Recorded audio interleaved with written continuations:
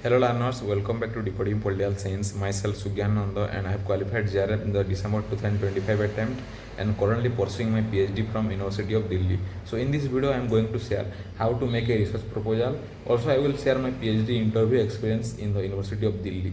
So watch the video till the end and you will definitely find this video very helpful. First of all, when you are making a research proposal, you have to know your area of interest like international relation, foreign policy, Indian polity, public policy, public administration, whatever your realm or domain, you need to find your area of interest. After that you need to find a precise topic. मतलब आप IR से ले रहे हो तो non alignment हो गया, multi alignment हो गया, कोई different words, role of Quad, role of SAARC, role of BIMSTEC, मतलब ऐसे कौन सा ही लेना है. सिर्फ आईआर मतलब ऐसा नहीं, मतलब बहुत डीप पे जाके प्रिसाइज टॉपिक लेना है. अगर पॉलिसी ले रहे हो तो गुड गवर्नेंस पे ऊपर ले सकते हो, एआई एंड गवर्नेंस ले सकते हो, मतलब बहुत सारे हैं. क्लाइमेट चेंज के ऊपर ले सकते हो. तो जो भी टॉपिक ले रहे हो उसको बहुत डीपली प्रिसाइजली, मतलब बहुत वेग्यू नहीं होना चाहिए, मतलब पूरा प्रिसाइज टॉपिक लेना चाहिए. उसके बाद आपको इसका लिटरेचर रिव्यू ढूंढना है. मतलब एग्जिस्टिंग जो रिसर्चर हो गए, बुक्स, ऑथर, जर्नल, आर्टिकल, जो भी आपके रिसर्च टॉपिक के ऊपर लिखे हैं पहले से, उसको आपको ढूंढना है और वहाँ आपको देखना है क्या लैकिंग कर रहा है, मतलब कौन सा चीज़ वो रिसर्च नहीं हुआ है. जैसे कि आप गुड गवर्नेंस ढूंढ रहे हो, गवर्नेंस के ऊपर आपका टॉपिक है, लेकिन वहाँ आप देख रहे हो कि वहाँ एआई और गवर्नेंस का कोई कनेक्शन वाला कोई रिसर्चर नहीं है और वो रिसर्च नहीं हुआ अभी तक. तो आपका रिसर्च गैप ये होगा कि एआई और गवर्नेंस का क्या रोल है और उसका कैसे आप लिंक बैठा रहे हो. तो आपका रिसर्च गैप वो होगा. और लिटरेचर रिव्यू ढूंढने के बाद आपको ये आपका टॉपिक में फ्रेम करना है. उसके बाद आपको रिसर्च मेथोडोलॉजी ढूंढना है. मतलब आपका क्वालिटेटिव है, क्वांटिटेटिव है, केस स्टडी है, जो भी है. मतलब क्वालिटेटिव मतलब आपका कोई डेस्क्रिप्टिव एनालिटिकल होगा तो वो क्वालिटेटिव होगा.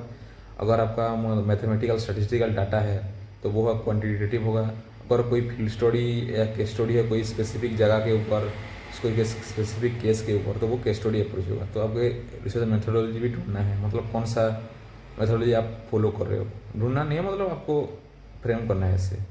उसके बाद आपको रिसर्च का क्या ऑब्जेक्टिव है, जैसे कि to analyze the role of AI and governance, to analyze the connection between AI and governance, how AI shaping the good governance in India. मतलब ऐसे ऑब्जेक्टिव 3-4 बनाना है. फिर आपको हाइपोथेसिस बनाना है. मतलब what are the expected outcome, मतलब क्या एक टेंटेटिव स्टेटमेंट हो सकता है इस रिसर्च के ऊपर. फिर आपको रेफरेंस बनाना है. फिर आपका जो सिग्निफिकेंस है, ये स्टडी करने का क्या सिग्निफिकेंस है, क्योंकि जब आप इंटरव्यू में जाओगे ये पूछेंगे why you choose this topic, तो वहाँ आपको सिग्निफिकेंस बताना है इसके ऊपर क्या आपको करना है. मैं तो रिसेंटली एमए पास आउट हुआ हूँ और मैं जैसे ही मेरा जेआरएफ हो गया, मैं पीएचडी के लिए मतलब वो इंटरव्यू दिया था दिल्ली यूनिवर्सिटी में. तो मैं ज़्यादा कुछ नहीं बोल पाऊँगा, लेकिन मैं कुछ सोर्स फॉलो किया था, मतलब जल्दी कुछ नॉलेज आ सके कैसे रिसर्च प्रपोजल बनाते हैं. तो मैं कुछ वेबसाइट पढ़ा था, जैसे कि गूगल स्कॉलर से कुछ थेसिस या प्रपोजल पढ़ा था, फिर रिसर्च गेट से पढ़ा था, और जो हमारा था शोध गंगा से. तो यही था बस रिसर्च प्रपोजल के ऊपर वीडियो. इन शॉर्ट में बोलूँ तो आपको आपका एरिया ऑफ इंटरेस्ट ढूंढना है. उसके बाद आपको कोई स्पेसिफिक टॉपिक बनाना है. मैं जो 2-3 वेबसाइट बोला हूँ, जो रिसर्च गेट हो गया, गूगल स्कॉलर हो गया या शोध गंगा हो गया, ये 2-3 वेबसाइट से जब आप कोई रिसर्च प्रपोजल पढ़ेंगे या थेसिस पढ़ेंगे, आपको एक आइडिया आ जाएगा कैसे बनाते हैं. तो अब बात करते हैं मेरा पीएचडी इंटरव्यू एक्सपीरियंस रहा था यूनिवर्सिटी ऑफ दिल्ली में. तो आप अगर दिल्ली यूनिवर्सिटी या आप वहाँ इंटरव्यू नहीं दिए तो ये बात मैं जो बोलने वाला हूँ आपको शौक लग सकता है, क्योंकि मेरा इंटरव्यू लगभग 4.5 मिनट ही चला था. आप सोचिए, मैं इतना प्रिपेयर होकर गया था, क्या पूछेंगे क्या नहीं, मतलब बहुत पैनिक हो गया था. लेकिन वहाँ मेरा इंटरव्यू सिर्फ 4.5 मिनट ही चला था. तो जैसे मेरा नंबर आया, मैं गया था, तो मुझे पहली बार बहुत नर्वस लगा, क्योंकि वहाँ 8 मेंबर का पैनल था. मैं जब भी मेरा कभी इंटरव्यू दिया था या कोई भी मतलब डिसर्टेशन जो एमए के टाइम, बीए के टाइम, या कोई भी गेस्ट फैकल्टी इंटरव्यू दिया था, हाइस्ट में 4 पैनल मेंबर को फेस किया था. वहाँ 8 मेंबर पैनल थे. तो मेरे लिए फर्स्ट टाइम था. आप लोगों के लिए हो सकता है आप कॉन्फिडेंट होंगे. तब जब मैं वहाँ गया था तो 8 मेंबर पैनल को देख के मतलब थोड़ा सा मैं नर्वस हो गया था.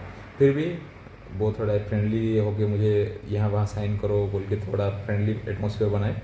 तो मुझे पहला क्वेश्चन वो पूछे कि आपका जो भी है रिसर्च, उसको आप ब्रीफ में बोलिए रिसर्च प्रपोजल को.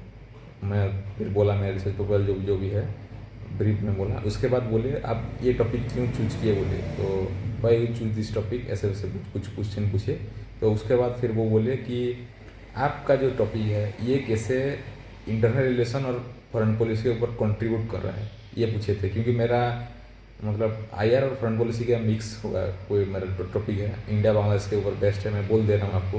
उसके बाद वो लोग थोड़ा मेरा टाइटल को पढ़े, जो मेरा रिसर्च प्रोपोजल था उसका टाइटल को, और टाइटल के ऊपर वो कुछ कुछ चीज़ को देख के मतलब बहुत प्रिसाइज होकर डीपली क्वेश्चन पूछे। मैं एक वर्ड यूज किया था डिप्लोमेसी मेरे टाइटल में, तो वो पूछे डिप्लोमेसी का मीनिंग क्या है। मतलब आप रिसर्च मेथोडोलॉजी, लिटरेचर रिव्यू या रेफरेंस के ऊपर पढ़ के जाते हैं क्वेश्चन, लेकिन वहाँ पूछते हैं इतना डीप क्वेश्चन। उसके बाद वो बोले कि ये इस टॉपिक के लिए आपको कुछ कुछ बुक्स या जर्नल पढ़े हैं तो बताइए बोले।